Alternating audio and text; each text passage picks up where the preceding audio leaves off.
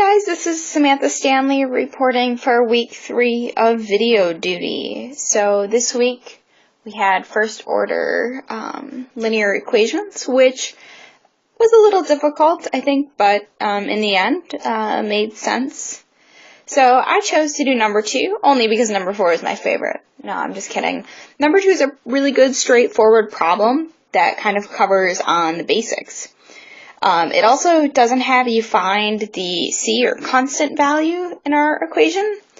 So it stops there, but you could just go on if we were given values to solve for that.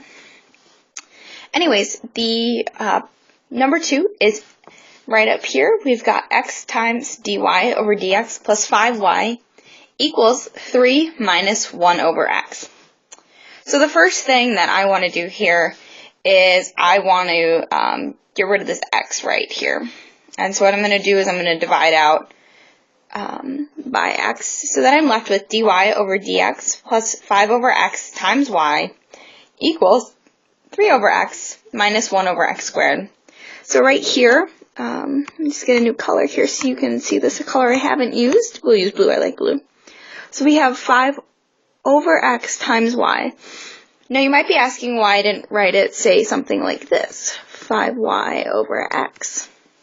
Well, the reason I didn't do that is when I kind of write out what my p of x values are, I like to get the y out of there. It kind of confuses me. So I just like to write it 5 over x times y.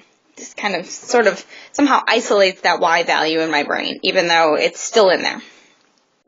So anyways, my p of x value is 5 over x, and then q of x, which is going to be the right-hand side of the equation, it's going to be 3 over x minus 1 over x squared because I multiplied through by 1 over x. So 3 times 1 over x is 3 over x, and 1 over x times 1 over x is 1 over x squared.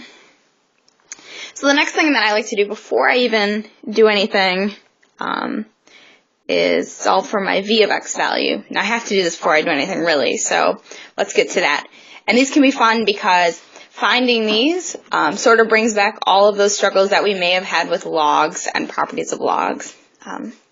So v of x is solved by taking e and raising it to the integral of p of x. So in this case we have v is equal to e to the integral of 5 over x.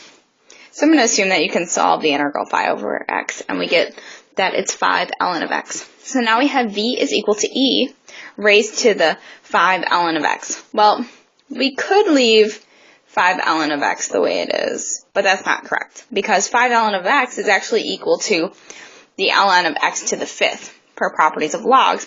And so that works out really great to us because e raised to the ln of anything is just that anything. So v is actually just equal to x to the 5th. So that works out really nice for us. So now what I'm going to do is I'm going to go back to this horrible looking equation right here, and I'm going to kind of wrap my mind around it for a second and say, oh my gosh, where do I even start? Well, it's easy. So you just take v times the left side is equal to v times the right side. So I've got x to the 5th times the quantity, dy over dx plus 5 over x times y is equal to, and I just kind of wrote it separately here. I kind of distributed the x to the 5th through 3 over x times x to the 5th minus 1 over x squared times x to the 5th. You know, I do that over here because then I get those x's together and I can kind of see what I'm going to cancel power-wise. So when I do that, I get x to the 5th times dy over dx plus 5x to the 4th times y, because we had an x down here, so we have x to the 1st, and so we just subtract for the powers, is equal to 3x to the 4th minus x to the 3rd. Well, what's really great about this is now we have this left side looking the way that we want it to. So here we have x, then we have the derivative of x over here.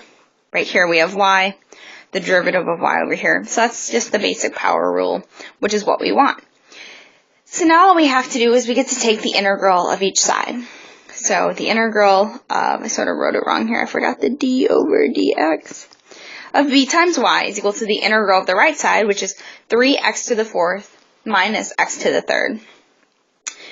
So when you take the integral of d over dx of any quantity here, you're just left with that quantity. That's really great fundamental theorem of calculus. which I always forget about, and I'm sure some of you guys do too.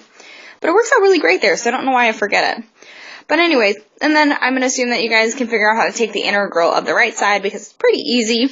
And so we have x to the 5th times y is equal to 3 over 5 x to the 5th minus 1/4 x to the 4th plus our lovely little constant value.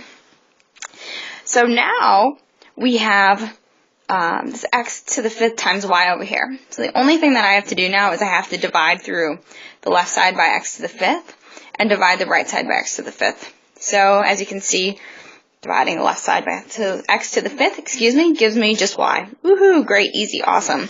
We know we're almost done. And that's equal to 3 over 5, because the x to the 5ths cancel, minus 1 over 4x, or you could write that, I think the problem had you actually write it as negative 1 over 4 x to the negative 1. And you know what, that's really great and all, but I really like to have my x's on the bottom. I don't like negative exponents. I don't know why, but I just don't like them. So I just have minus 1 over 4x plus c over x to the 5th. So that's the end of number 2.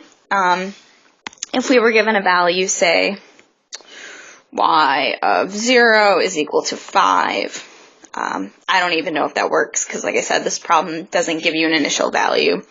But you would just say, okay, well, x is equal to 0, and then y is equal to 5. And then you would just plug those values in here and solve for c. This problem does not have you do that to solve for the constant. So like I said, it's pretty easy, pretty straightforward. A good example of just the basics of these kind of difficult algebra problems that we are now having to deal with. I hope that explained some of the basics for you guys, and I look forward to watching your videos later this weekend. All right, take care.